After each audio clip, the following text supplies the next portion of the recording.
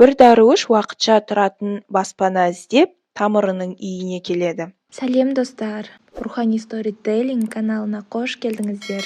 Видеоны соңына дейін тамашалап, қолдауларыңызды сұраймын. Оған бұйымтайын айтады. Досының үйі кең, әрі ауласы да үлкен еді. Ол дәруішке ауладағы ескі қорасын көрсетіп, егер мына қораның шатыры болғанда, оған бірден көшіп келуіңе болатын еді. Сонда екеуміз көрші болар едік. Егер қораның арғы бір бөлмесі болғанда, отбасыңмен жақсылап жайғасар едің. Егер қораның жанында бау болғанда, мен саған қонаққа келіп, екеуміз уақытты жақсы өткізер едік. Егер қора ескі емес жаңа болғанда, мұнда мәңгілік тұрған болар едің. Мен саған азын-аулақ ақша сатар едім, депті.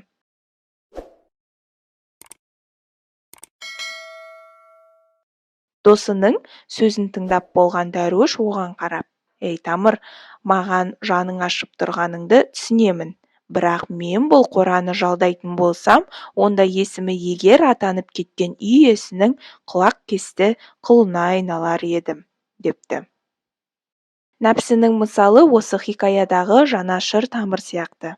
Ол қамқор болып, тәтті сөзбен қамыңды ойлайды, бірақ білдірмей еркіңмен жаныңды да ұрлайды.